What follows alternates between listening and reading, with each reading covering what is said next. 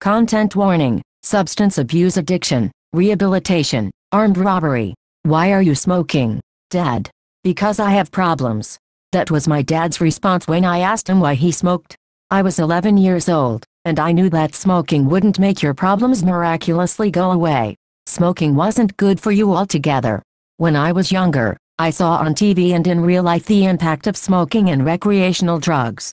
One of the common beliefs about drugs is that they can give you a sense of euphoria. Yes, this is true, but many healthy activities and hobbies can give you a sense of euphoria and keep you alive. Recreational drugs provide a temporary relief. You have to take a higher dose every time to feel that high. These drugs can permanently damage your life and potentially damage your relationships. Recreational drugs leave disasters in their wake. It causes more problems than it fixes. That's one of the reasons why I never felt pressured or attracted to drugs. I was relieved when my dad decided to stop smoking, but I also had two uncles who smoked for a long time. While studying psychology, I learned why it was hard for them to stop, and that you can't force them to quit unless they make that choice for themselves. There is only so much you can do as family members. I learned this through my experience with one of my uncles. I will call him Uncle T, for privacy purposes. He lived in Canada for about 10 years. My mom, brother, and I didn't have a chance to see him until last summer. When I saw him, I was shocked. As much as I hate to say this, he was almost a shell of a man.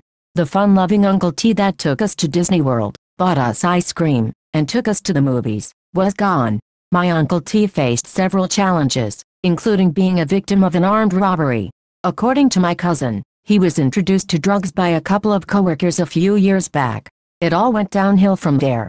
It hurts that I only found out about it now, but it was worse when I witnessed it. He was out on the street for 2 days and took my aunt's phone with him, leaving us all worried.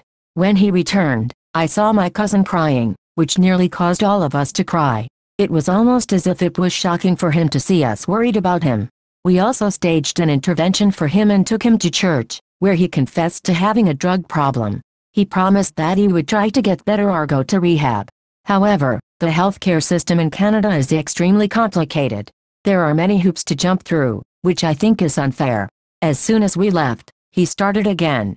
It made me realize how much I wished I had known sooner or knew what I could have done differently, but I was in college when it started. I was still trying to figure it out and couldn't oversee someone else's life. We were too late. He is so far down the rabbit hole, and that is the only way out. It is all up to him.